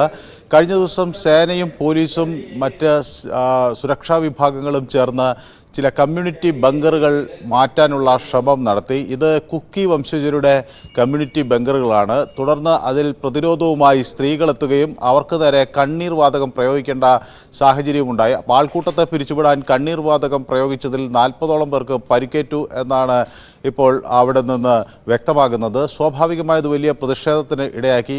നിരായുധരായ സ്ത്രീകളെ ആക്രമിച്ചു എന്നതാണ് ഇപ്പോൾ സേനാംഗങ്ങൾക്കെതിരെ അവിടുന്ന് ഗോത്ര വർഗ സംയുക്ത സമരസമിതിയൊക്കെ ഉന്നയിക്കുന്നത്. പക്ഷേ അതേസമയം ഈ പ്രക്ഷോഭകാരികളെ പിരിച്ചുവിടാനുള്ളൊരു നീക്കം മാത്രമാണ് നടത്തിയത് എന്ന് സേനാ വിഭാഗവും വ്യക്തമാക്കുന്നത്. ഏതായാലും സംഘർഷാവസ്ഥ തുടരുകയാണ്. മണിപ്പൂർ മുഖ്യമന്ത്രി കഴിഞ്ഞ ദിവസം ഈ സംഭവം ഉണ്ടായതിൽ ജനങ്ങളോട് മാപ്പ് ചോദിച്ചിരുന്നു. ദൗർഭാഗ്യകരമായ സംഭവങ്ങളാണ് മണിപ്പൂരിൽ നടന്നത് എന്നൊക്കെ അദ്ദേഹം വ്യക്തമാക്കുകയും ചെയ്തിരുന്നു. ഏതായാലും ഈ സംഘർഷങ്ങൾ ഇതോടെ അവസാനിക്കും എന്ന സാഹചര്യം നിലനിൽക്കുമ്പോഴാണ് കൂടുതൽ പ്രശ്നങ്ങൾ ഉണ്ടാകുന്നത് എന്നതും ഇവിടെ ശ്രദ്ധേയമാണ്.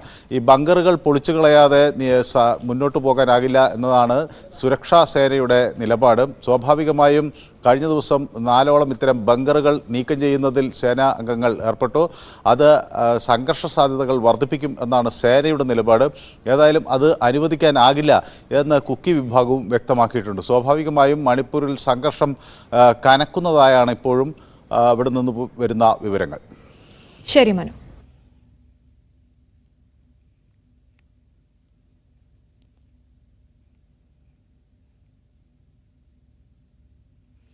കേന്ദ്ര മന്ത്രിസഭാ യോഗം ഇന്ന് ചേരും. പ്രധാനമന്ത്രിയുടെ അധ്യക്ഷതയിൽ സുരക്ഷ സംബന്ധിച്ച ക്യാബിനറ്റ് കമ്മിറ്റിയും ഇന്ന് ചേരുന്നുണ്ട്. സുപ്രധാന തീരുമാനങ്ങൾ പ്രഖ്യാപിക്കാൻ സാധ്യതയുണ്ടെന്നാണ് സൂചന.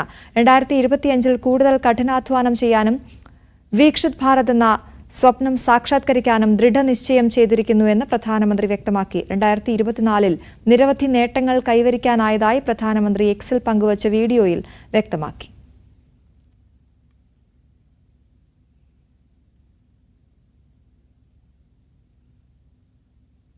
നിരാഹാര സമരം നടത്തുന്ന കർഷക നേതാവ് ജഗ്ജീത് സിംഗ് ദല്ലേവാളിന്റെ ആരോഗ്യനില മോശമായി തുടരുകയാണ്.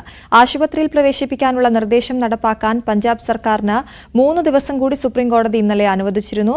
കർഷക നേതാക്കളുമായി സർക്കാർ പ്രതിനിധികളുടെ ചർച്ച തുടരുകയാണ്. മനു ഭരത് തുടരുന്നുണ്ട്. മനു, ഈ ജഗ്ജീത് സിംഗ് ദല്ലേവാളിനെ ആശുപത്രിയിലേക്ക് മാറ്റണമെന്ന് നേരത്തെ തന്നെ നിർദ്ദേശം നൽകിയതാണ്. ഇപ്പോൾ 3 ദിവസം കൂടി അതിന് സമയം നൽകിയിരിക്കുന്നു. എന്താണ് അദ്ദേഹത്തിന്റെ പക്ഷം? ഏത് രീതിയിലാണ് അദ്ദേഹത്തിന്റെ ആരോഗ്യനില? കർഷക നേതാവായ ദല്ലേവാളിന്റെ ആരോഗ്യസ്ഥിതി അനുദിനം വഷളായി കൊണ്ടുവരികയാണ്. കഴിഞ്ഞ ദിവസവും അദ്ദേഹത്തെ പരിശോധിച്ച ഡോക്ടർമാർ അദ്ദേഹത്തിൻ്റെ രക്തസമ്മർദ്ദം മാറിമറിയുന്നു എന്ന്, അല്ലെങ്കിൽ മാറിക്കൊണ്ടിരിക്കുന്നു, BP നില മാറുന്നു എന്നൊക്കെ വ്യക്തമാക്കിയിരുന്നു.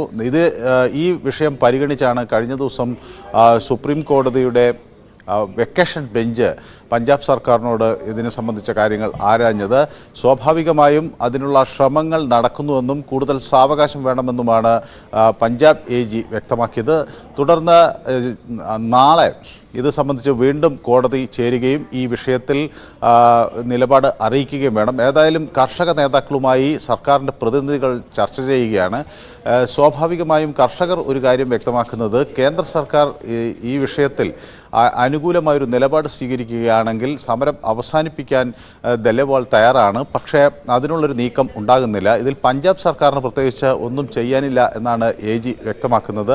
അത് കേന്ദ്ര സർക്കാരാണ് ഈ താങ്ങുവില പ്രഖ്യാപിക്കുക, അല്ലെങ്കിൽ കർഷകരുടെ പെൻഷൻ കാര്യങ്ങൾ തീരുമാനിക്കുക, അവരുടെ കടകൾ എഴുത്തള്ളുക തുടങ്ങിയ കാര്യങ്ങൾ നടത്തേണ്ടത് കേന്ദ്ര സർക്കാരാണ്. അതിൽ പ്രത്യേകിച്ച് പഞ്ചാബ് സർക്കാരിനൊന്നും ചെയ്യാനില്ല. എങ്കിലും ഈ കർഷക നേതാവിനെ പിന്തിരിപ്പിക്കാനും അനുനയിപ്പിക്കാനുമുള്ള ശ്രമങ്ങൾ തുടരുന്നു എന്നാണ് സർക്കാർ വ്യക്തമാക്കുന്നത്. ഈ കാക സിംഗ് കോത്ര സംയുക്ത കിസാൻ മോർച്ചയുടെ നേതാവാണ്. അദ്ദേഹം പറയുന്നത് ദല്ലേവാൾ താൻ കർഷക ആവശ്യങ്ങൾക്കായി തന്നെ ജീവൻ തന്നെ ഹോമിക്കാൻ തയ്യാറാണ് എന്ന് വ്യക്തമാക്കി കഴിഞ്ഞിരിക്കുന്നു. അതുകൊണ്ട് സമരത്തിൽ നിന്ന് അദ്ദേഹം പിന്നോട്ട് പോകില്ല എന്ന നിലപാടാണ്. ഏതായാലും ഇത് 37 ദിവസം പിന്നിട്ട ഒരു സാഹചര്യത്തിൽ ഇദ്ദേഹത്തിൻ്റെ ആരോഗ്യസ്ഥിതി കൂടുതൽ വഷളാകുന്നൊരു സാഹചര്യത്തിൽ എന്ത് നടപടി സ്വീകരിക്കണം എന്ന തിരക്കിട്ട ചർച്ചകൾ പഞ്ചാബിൽ നടക്കുന്നു. പക്ഷേ കേന്ദ്ര സർക്കാരിൻ്റെ ഭാഗത്ത് നിന്ന് അനുകൂലമായൊരു തീരുമാനം ഉണ്ടാകുന്നില്ല എന്ന വിമർശനവും മറുഭാഗത്ത് ശക്തമായി ഉയരുകയാണ്. ശരി, മനു ഭരത്താണ് വിവരങ്ങൾ നൽകിയത്. ഡൽഹി മുഖ്യമന്ത്രി അതിഷിക്കും ആം ആദ്മി MP സഞ്ജയ് സിംഗിനുമെതിരെ മാനനഷ്ട കേസുമായി കോൺഗ്രസ് നേതാവ് സന്ദീപ് ദീക്ഷിത് 10 കോടി രൂപ നഷ്ടപരിഹാരം നൽകണം എന്നാണ് ആവശ്യം. BJPയിൽ നിന്നും സന്ദീപ് പണം കൈപ്പറ്റിയെന്നായിരുന്നു അതിഷിയുടെയും സഞ്ജയ് സിംഗിന്റെയും ആരോപണം.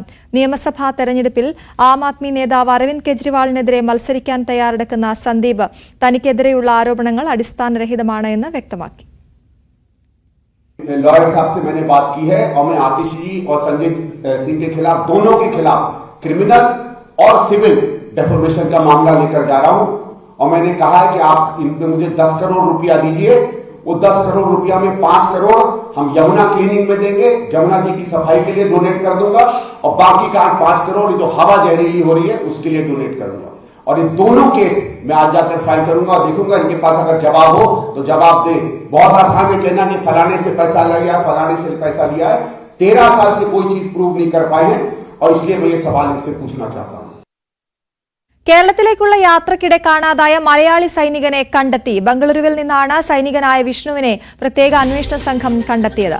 MS അനീഷ് കുമാറാണ് വിവരങ്ങളുമായി ചേരുന്നത്. അനീഷ്, വലിയ ആശങ്കയുണ്ടാക്കിയിരുന്നു. ഇപ്പോൾ വിഷ്ണുവിനെ കണ്ടെത്തിയിരിക്കുന്നു. എന്താണ് സംഭവിച്ചതെന്നാണ് മനസ്സിലാക്കുന്നത്?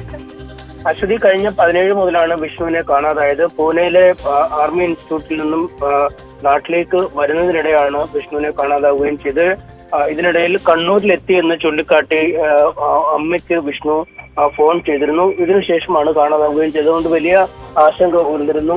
വിഷ്ണുവിന്റെ കുടുംബം പോലീസിൽ പരാതി നൽകി. പോലീസ് വളരെ ഗൗരവതരമായ അന്വേഷണം ഈ കാര്യത്തിൽ നടത്തി വരികയായിരുന്നു. പൂനെ ആർമി ഇൻസ്റ്റിറ്റ്യൂട്ട് അടക്കം പോയി ഉദ്യോഗസ്ഥരുടെ മൊഴി രേഖപ്പെടുത്തിയിരുന്നു. അവിടെ നിന്നും 20 ദിവസത്തെ അവധി എടുത്ത് നാട്ടിലേക്ക് പോവുകയാണ് ചെയ്തതെന്നും പറയുന്നു. ക്യാമ്പിൽ മറ്റ് സൈനിക അല്ലെങ്കിൽ വ്യക്തിപരമായ കാര്യങ്ങളുമായി ബന്ധപ്പെട്ട പ്രശ്നങ്ങളൊന്നും ഉണ്ടായിരുന്നില്ലെന്ന് മൊഴി നൽകുകയും ചെയ്തു. ഇതിനുശേഷമാണ് അന്വേഷണം വളരെ ഊർജിതമാക്കിയത്.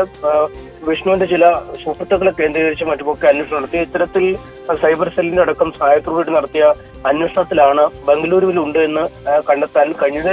ഇതിനുശേഷം പോലീസ് ബംഗളൂരുവിൽ എത്തുകയും വിഷ്ണുവിനെ കണ്ടെത്തുകയുമായിരുന്നു.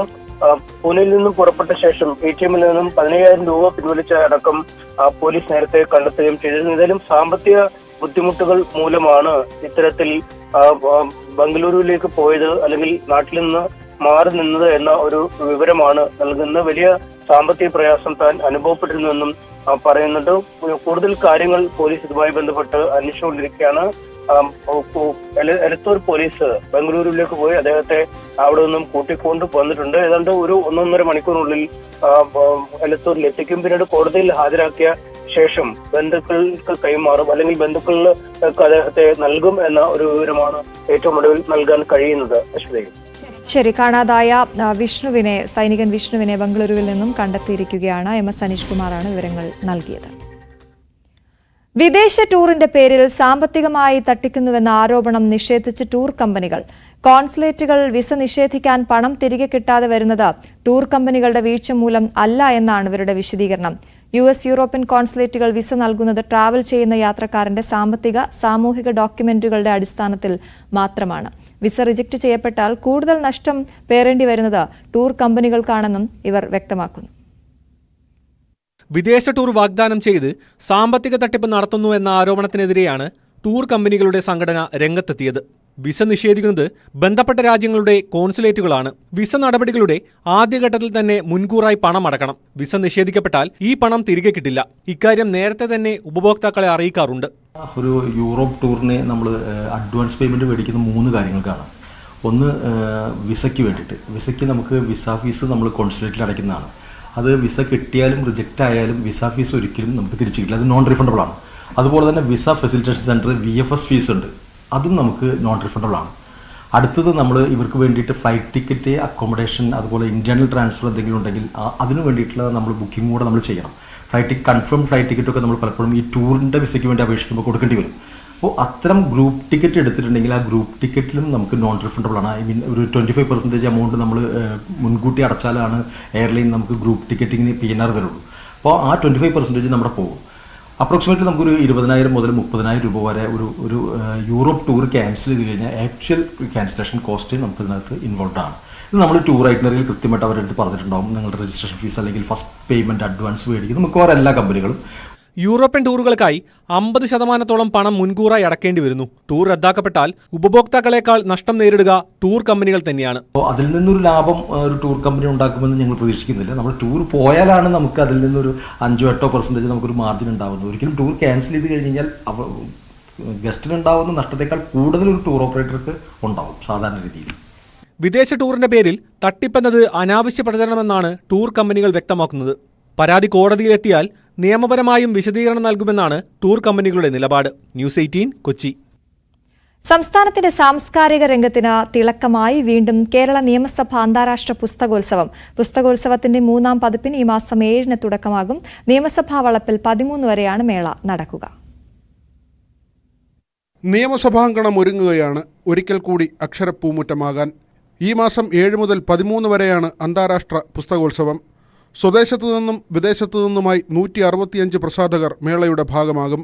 30 മുതൽ 35% വരെ ഡിസ്കൗണ്ട് പുസ്തകങ്ങൾക്ക് ലഭിക്കും. വിദ്യാഭ്യാസ സ്ഥാപനങ്ങൾ, ലൈബ്രറികൾ എന്നിവയ്ക്ക് കൂടുതൽ വിലക്കിഴിവുണ്ട്. പുസ്തക പ്രകാശനങ്ങൾ 350ഓളം പ്രകാശനങ്ങളാണ് ഇത്തവണ ഇവിടെ വെച്ച് നടത്താൻ വേണ്ടി ഈ പ്രസാദ് രജിസ്റ്റർ ചെയ്തിട്ടുള്ളത്. 350ഓളം. കഴിഞ്ഞ തവണ 200 പ്രകാശനങ്ങൾ മാത്രമേ ഉണ്ടായിരുന്നുള്ളൂ. അപ്പോൾ നിയമസഭാ സമുച്ചയത്തിനുള്ളിൽ വെച്ച് തന്നെ പുസ്തകം പ്രകാശനം ചെയ്യുക എന്ന് പറയുന്ന ആ ഒരു പ്രിവിലേജ്, അതാണ് എനിക്ക് തോന്നുന്നു ഇത്തവണ അതിനെ കൂടുതൽ ആകർഷകമാക്കുന്നത്. അത് കൂടാതെ തന്നെ ബുക്ക് ഡിസ്കഷൻസും ഉണ്ട്. 60ഓളം ബുക്ക് ഡിസ്കഷൻസ് നടത്തുന്നുണ്ട്. ചർച്ചകൾ, പുസ്തക ചർച്ചകൾ നടത്തുന്നുണ്ട്. പുസ്തകോത്സവത്തിന്റെ 3ാം പതിപ്പിൽ എൻ്റെ എഴുത്തിന്റെയും വായനയുടെയും ജീവിതം എന്ന സെഷനിൽ അവാർഡ് ജേതാക്കൾ ഉൾപ്പെടെയുള്ള പ്രശസ്ത എഴുത്തുകാർ സൃഷ്ടികളെക്കുറിച്ചും വായനാലോകത്തെക്കുറിച്ചും മനസ്സ് തുറക്കും. ഒരാഴ്ച നീണ്ടു നിൽക്കുന്ന പുസ്തകോത്സവത്തിന്റെ ആദ്യ ദിനത്തിൽ ബെന്യാമിനും ബിപിൻ ചന്ദ്രനുമാണ് പങ്കെടുക്കുക. പ്രൊഫസർ ആദിത്യ മുഖർജി നെഹ്റൂസ് ഇന്ത്യ എന്ന തന്റെ പുസ്തകത്തെക്കുറിച്ച് സംസാരിക്കും. തുടർന്നുള്ള ദിനങ്ങളിൽ കഥയുടെ കൈവഴികളെക്കുറിച്ച് ഫ്രാൻസിസ് നോറോണയും ജിസ ജോസും ജേക്കബ് എബ്രഹാമും സംവദിക്കും. മേളയുടെ ഭാഗമായി സ്റ്റുഡൻസ് കോർണറും ഫുഡ് ഫെസ്റ്റും ഒരുക്കും. ന്യൂസ് 18 തിരുവനന്തപുരം. ശബരിമലയിൽ തിരക്കുകയാണ്. കാനനപാത വഴി വരുന്ന ഭക്തർക്ക് അനുവദിച്ചിരിക്കുന്ന പ്രത്യേക പാസ് നിർത്തലാക്കി. തിരക്ക് പരിഗണിച്ചാണ് തീരുമാനം. 5000 പേർക്ക് പാസ് നൽകാനായിരുന്നു നേരത്തെ ഉണ്ടായിരുന്ന ധാരണ. കാനനപാത വഴി വരുന്നവരും ഇനി മുതൽ ക്യൂ നിന്ന് ദർശനം നടത്തണം.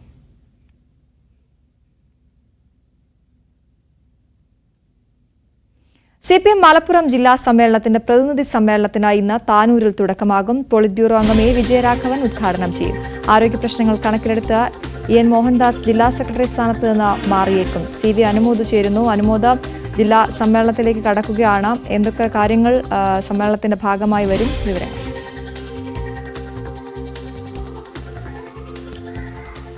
Aswathy, good morning. CPM Malappuram ജില്ലാ സമ്മേളനത്തിന് ഇന്ന് തുടക്കമാവുകയാണ്. ഏറ്റവും പ്രധാനപ്പെട്ട കാര്യം മലപ്പുറം ജില്ലാ സെക്രട്ടറി സ്ഥാനത്ത് നിന്നും EN മോഹൻദാസ് മാറുമോ എന്നുള്ളതാണ്. അദ്ദേഹം 2 ടൈം മാത്രമേ ഇതുവരെ പൂർത്തിയാക്കിയിട്ടുള്ളൂ. വേണമെങ്കിൽ ഒരു തവണ കൂടി അദ്ദേഹത്തിന് ആ സ്ഥാനത്ത് തുടരാൻ പാർട്ടിയുടെ ചട്ടങ്ങൾ അനുവദിക്കുന്നുണ്ട്. പക്ഷേ അദ്ദേഹത്തിന് ആരോഗ്യ പ്രശ്നങ്ങൾ, അത്തരത്തിലുള്ള നിരവധി ശാരീരിക ബുദ്ധിമുട്ടുകളൊക്കെ തന്നെ ഉന്നയിക്കുന്നുകൊണ്ട് ആ സ്ഥാനത്ത് മാറി നിൽക്കണമെന്നൊരു ആഗ്രഹമാണ് അദ്ദേഹം പാർട്ടിക്ക് മുമ്പിൽ വെച്ചിരിക്കുന്നത്. അത് പരിഗണിക്കുമോ എന്നുള്ളത് കണ്ടറിയണം. അദ്ദേഹം ഒഴിയുകയാണെങ്കിൽ പകരമാര് എന്ന കാര്യവും വളരെ ചർച്ചയായിട്ട് ഉയരുന്നുണ്ട്.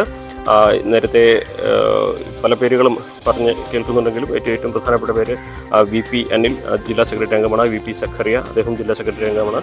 അതുപോലെ തന്നെ താനൂരിലെ ജില്ലാ സെക്രട്ടറി അംഗമാണ് താനൂരിൽ നിന്നുള്ള E ജയൻ, മഞ്ചേരി സ്വദേശിയായ ഷൗക്കത്ത് അലി എന്നിവരുടെ പേരുകളാണ്. ഈ 4 പേരുകളാണ് സജീവമായിട്ട് ചർച്ചയിൽ വരാൻ സാധ്യതയുള്ളത്. എന്നാണെങ്കിലും അത് ഒരു സമവായത്തിൻ്റെ ഭാഗമായിട്ട് ഒരു പക്ഷേ EN മോഹൻദാസ് തന്നെ തുടരാനുള്ള സാധ്യതയും തള്ളിക്കളയാനാകില്ല. എന്നാണെങ്കിലും മലപ്പുറത്തെ സംബന്ധിച്ച് നിരവധി വിഷയങ്ങൾ, പ്രത്യേകിച്ച് ലീഗിൻ്റെയും ജമാഅത്തിയുടെയും പല മേഖലയിലുള്ള കടന്നുകയറ്റം അത് CPM നിരവധി വേദികൾ ഇതിനോടൊപ്പം തന്നെ ഉന്നയിച്ചിട്ടുണ്ട്. A വിജയരാഘവൻ കഴിഞ്ഞ ദിവസങ്ങളിലൊക്കെ നടത്തിയ വലിയ വിമർശനങ്ങൾ ലീഗിനെതിരെയും അതുപോലെ തന്നെ വയനാട്ടിലെ രാഹുൽ ഗാന്ധിയുടെ പ്രിയങ്ക ഗാന്ധി വിജയത്തിനെതിരെയൊക്കെ നടത്തിയ വിമർശനങ്ങളൊക്കെ വലിയ ചർച്ചയായിരുന്നു. സ്വാഭാവികമായിട്ടും ആ വിഷയങ്ങളൊക്കെ ഇവിടെയും സമ്മേളനത്തിൽ ചർച്ചയാകാനുള്ള സാധ്യതയുണ്ട്. അതേപോലെ തന്നെ BJP കൂടുതൽ വോട്ട് പലയിടത്തും നേടുന്നതിൻ്റെ കണക്കുകളും അതും CPMനെ ചർച്ച ചെയ്യാനുള്ള ഒരു സാധ്യതയുണ്ട്.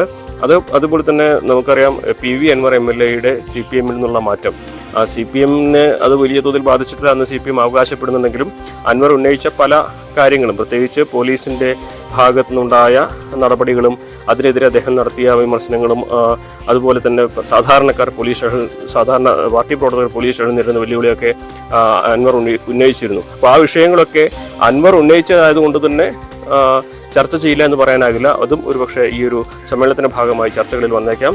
എന്നാണെങ്കിലും ഈ കാര്യങ്ങളിൽ ഇന്ന് ഉച്ചയ്ക്ക് ശേഷമായിരിക്കും ചർച്ച ആരംഭിക്കുക. രാവിലെ ഈ സമ്മേളനം A വിജയരാഘവനാണ് ഉദ്ഘാടനം ചെയ്യുന്നത്. വെള്ളിയാഴ്ച സമാപന സമ്മേളനം പിണറായി വിജയനാണ് ഉദ്ഘാടനം ചെയ്യുന്നത്. മലപ്പുറത്തെ ബാധിക്കുന്ന മലപ്പുറത്തിൻ്റെ രാഷ്ട്രീയം, മലബാറിൻ്റെ രാഷ്ട്രീയം, ഇതൊക്കെ തന്നെ വലിയ തോതിൽ ചർച്ച ചെയ്യുന്ന ദിവസങ്ങളായിരിക്കും ഇനി ഈ 3 ദിവസം. ശരി, CV അനുമോദാണ് മലപ്പുറത്തു നിന്നും വിവരങ്ങൾ നൽകിയത്. മറ്റു വാർത്തകളിലേക്കും വിശേഷങ്ങളിലേക്കും എന്താ പറയുക, ചെറിയ ഇടവേളയ്ക്ക് ശേഷം.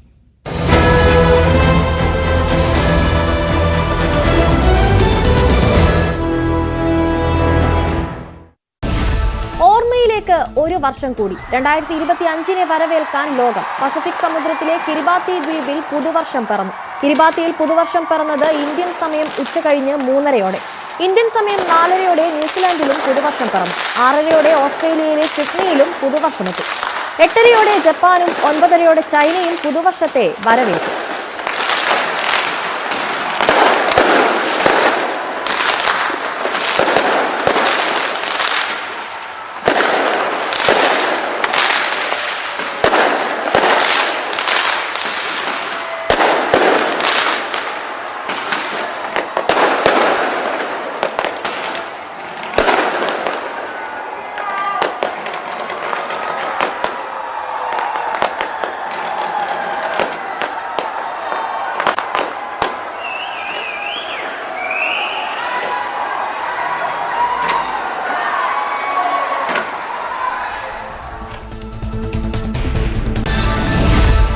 സംസ്ഥാനത്തും വിപുലമായ ആഘോഷങ്ങളാണ്. ഫോർട്ട് കൊച്ചിയിലെ പരേഡ് ഗ്രൗണ്ടിൽ ഇത്തവണ പാപ്പാഞ്ഞിയെ കത്തിക്കില്ലെങ്കിലും വെളി ഗ്രൗണ്ടിൽ വിപുലമായ ആഘോഷങ്ങൾ നടക്കും. വെളി മൈതാനത്തും കാക്കനാട് ഒരുക്കുന്ന ആഘോഷത്തിലും പാപ്പാഞ്ഞിയെ കത്തിക്കും. തലസ്ഥാനത്തും വിപുലമായ ആഘോഷങ്ങൾ. പുതുവത്സരാഘോഷം പ്രമാണിച്ച് കൊച്ചിയിൽ കർശന സുരക്ഷയൊരുക്കുമെന്ന് Kochi city police commissioner. Fort കൊച്ചിയിൽ മാത്രം 1000 പോലീസുകാർ. മദ്യവും മയക്കുമരുന്നും ഉപയോഗിക്കുന്നവരെ കണ്ടെത്താൻ സ്ക്വാഡ് രൂപീകരിക്കുമെന്നും കമ്മീഷൻ പുട്ട വിമലാദിത്യ. പുതുവത്സരം ആഘോഷങ്ങളിൽ തീരദേശ മേഖലയിൽ മുന്നറിയിപ്പുമായി തിരുവനന്തപുരം കോസ്റ്റൽ പോലീസ്. കള്ളക്കടൽ പ്രതിഭാസമുള്ളതിനാലും കടൽ പ്രക്ഷുബ്ധമാവാൻ സാധ്യതയുള്ളതിനാലും കടലിലിറങ്ങിയുള്ള ആഘോഷങ്ങൾ ഒഴിവാക്കണം. അപകടങ്ങളില്ലാത്ത ആഘോഷങ്ങളിൽ പങ്കെടുക്കണമെന്നും മുന്നറിയിപ്പ്. കലൂർ സ്റ്റേഡിയത്തിലെ അപകടത്തിൽ രജിസ്റ്റർ ചെയ്ത കേസിൽ മുഖ്യ സംഘാടകർ കീഴടങ്ങണം. മൃദംഗ വിഷൻ, ഓസ്കർ ഇവന്റ്സ് ഉടമകൾ കീഴടങ്ങണമെന്ന് ഹൈക്കോടതി. വ്യാഴാഴ്ച അന്വേഷണ ഉദ്യോഗസ്ഥന് മുന്നിൽ കീഴടങ്ങാൻ നിർദ്ദേശം. ഹൈക്കോടതി അവധിക്കാല സിംഗിൾ ബെഞ്ചിന്റേതാണ് നിർദ്ദേശം.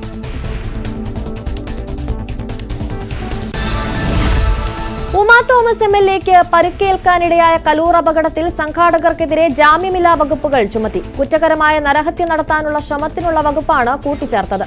സ്റ്റേജ് നിർമ്മിച്ച മുളന്തുരുത്തി സ്വദേശി ബെന്നി, മൃദംഗ വിഷൻ CEO ഷമീർ അബ്ദുൾ റഹീം, ഓസ്കാർ ഇവന്റ്സ് മാനേജർ കൃഷ്ണകുമാർ എന്നിവരുടെ അറസ്റ്റ് രേഖപ്പെടുത്തി. ഉടൻ കോടതിയിൽ ഹാജരാക്കും. കലൂർ സ്റ്റേഡിയത്തിൽ വൻ സുരക്ഷാ വീഴ്ചയുണ്ടായെന്ന് പോലീസ്. ഫയർഫോഴ്സ്, പൊതുമരാമത്ത് വിഭാഗങ്ങളുടെ സംയുക്ത പരിശോധന റിപ്പോർട്ട്.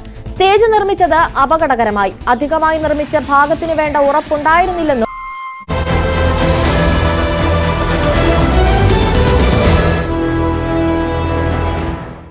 വാർത്തയിലേക്ക്. CPM-നെതിരെ രൂക്ഷ വിമർശനവുമായി മുൻ MLA PK ശശി. പിടിച്ചുപറിയും കൊള്ളയും നടത്തി പ്രസ്ഥാനത്തെ ചിലർ വെള്ള പുതപ്പിച്ചു.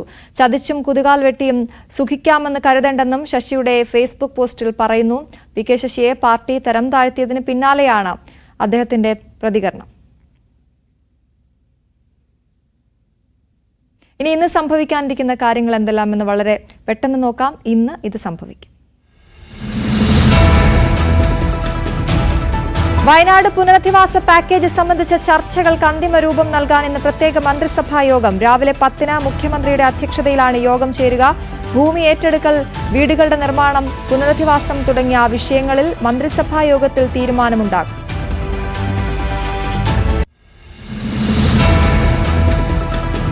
സംസ്ഥാനത്തിന്റെ 23ാമത് ഗവർണറായി നിയമിതനാകുന്ന രാജേന്ദ്ര വിശ്വനാഥ് ആർലേക്കർ ഇന്ന് തലസ്ഥാനത്തെത്തും. വൈകിട്ട് 5-ന് തിരുവനന്തപുരം വിമാനത്താവളത്തിലെത്തുന്ന നിയുക്ത ഗവർണറെ മുഖ്യമന്ത്രി പിണറായി വിജയൻ, സ്പീക്കർ AN ഷംസീർ, മന്ത്രിമാർ തുടങ്ങിയവർ ചേർന്ന് സ്വീകരിക്കും.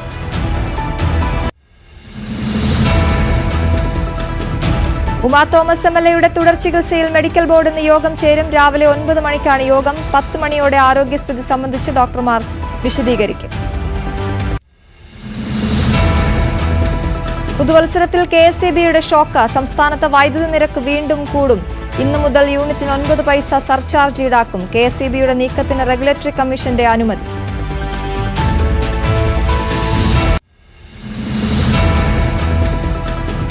ഒമാനിലും പുതുക്കിയ വൈദ്യുതി നിരക്ക് ഇന്നു മുതൽ പ്രാബല്യത്തിൽ. പാർപ്പിട, വൻ പാർപ്പിടേതര ഉപയോക്താക്കൾക്കുള്ള വൈദ്യുതി നിരക്ക്, കണക്ഷൻ, വിതരണ ഫീസുകളാണ് പുതുക്കിയത്.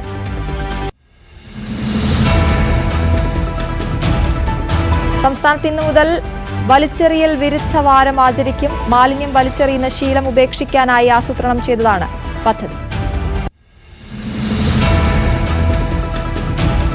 ഇന്നു മുതൽ 20-ലധികം ആൻഡ്രോയിഡ് സ്മാർട്ട് ഫോൺ ഉപയോക്താക്കൾക്ക് വാട്സാപ്പിലേക്കുള്ള ആക്സസ് നഷ്ടമാകും. ആൻഡ്രോയിഡിന്റെ ഔട്ട്ഡേറ്റഡ് ആയിട്ടുള്ള കിറ്റ്കാറ്റ് വേർഷനിൽ പ്രവർത്തിക്കുന്ന സ്മാർട്ട് ഫോണുകൾക്കാണ് വാട്സാപ്പ് നഷ്ടമാകുക. വാട്സാപ്പിന് ഇന്ത്യയിലെ എല്ലാ ഉപയോക്താക്കൾക്കും വാട്സാപ്പ് പേ സേവനം നൽകാൻ നാഷണൽ പേയ്മെന്റ് കോർപ്പറേഷൻ ഓഫ് ഇന്ത്യയുടെ അനുമതി. വാട്സാപ്പ് പേയ്ക്ക് ഇനി മുതൽ ഇന്ത്യയിലെ മുഴുവൻ ഉപയോക്താക്കൾക്കും UPI സേവനങ്ങൾ നൽകാൻ കഴിയും.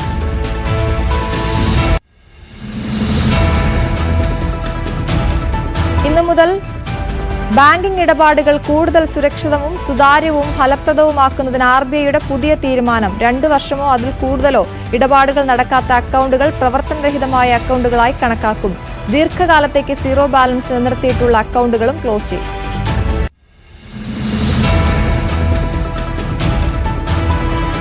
സന്നിധാനത്തേക്ക് കാനനപാത വഴി വരുന്ന ഭക്തർക്ക് അനുവദിച്ചിരുന്ന പ്രത്യേക പാസ് ഇന്നു മുതൽ നിർത്തലാക്കും. തിരക്ക് പരിഗണിച്ചാണ് തീരുമാനം.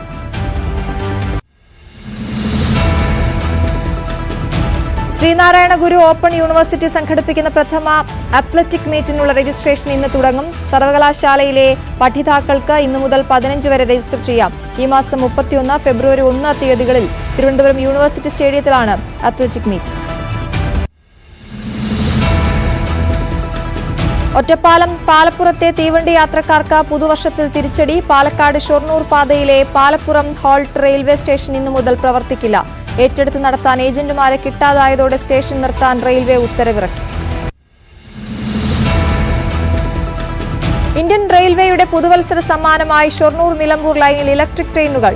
ഇന്നു മുതൽ എല്ലാ വണ്ടികളും ഇലക്ട്രിക് ലോക്കോയുമായാണ് സഞ്ചരിക്കുക.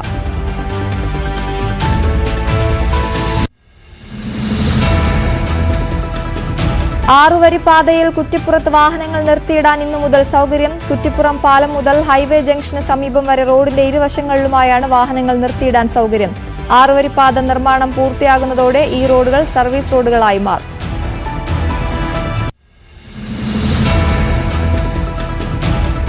നമ്മളിനി സ്പെഷ്യൽ ഡേ സെഗ്മെന്റിലേക്ക് പോവുകയാണ്. ജനുവരി 1 പുതിയ വർഷമാണ്. അപ്പോൾ ഈ ജനുവരി 1 സ്പെഷ്യൽ ഡേ ആയിട്ടുള്ള എല്ലാവർക്കും ആശംസകൾ അറിയിക്കുകയാണ്. ആദ്യം തന്നെ ഹരിപ്പാട് സ്വദേശിനിയായ അഫ്നയുടെ ജന്മദിനമാണ് ഇന്ന്. 18ാം വയസ്സാണ് അഫ്നയ്ക്ക്. Afna Wahid, very happy birthday to you മോളെ.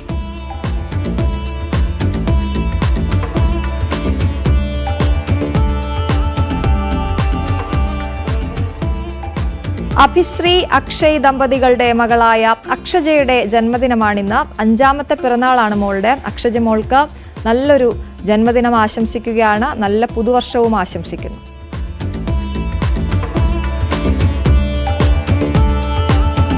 കാസർഗോഡ് സ്വദേശിനിയായ നൌഷ നൌറീന്റെ 7ാം ജന്മദിനമാണ് ഇന്ന്. നൌഷ നൌറീൻ മോൾക്ക് ഹാപ്പി ബർത്ത്ഡേ ടു യു. നല്ല ദിവസങ്ങളാകട്ടെ വരുന്നത്. തിരുവനന്തപുരം കള്ളിക്കാട് സ്വദേശി വിചിത്രയുടെ പിറന്നാളാണിന്ന്. വിചിത്ര, ഹാപ്പി ബർത്ത്ഡേ ടു യു.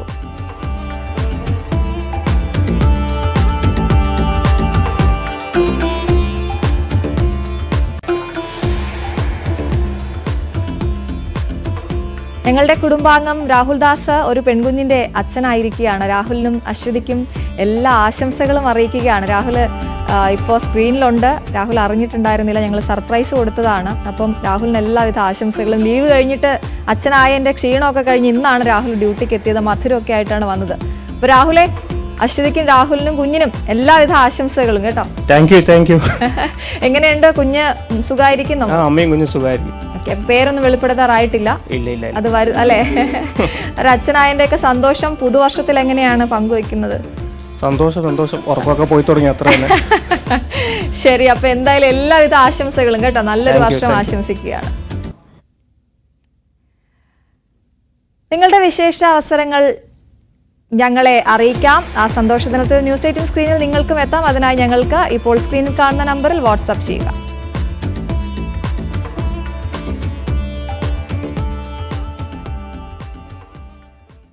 എല്ലാവർക്കും ഒരിക്കൽ കൂടി ഒരു നല്ല ദിവസം ആശംസിക്കുന്നു. പുതുവത്സര ആശംസകൾ കൂടി നേരുകയാണ്. ഇനി സോഷ്യൽ മീഡിയയിലെ വൈറൽ വീഡിയോകളുമായി ഇത് കണ്ടോ.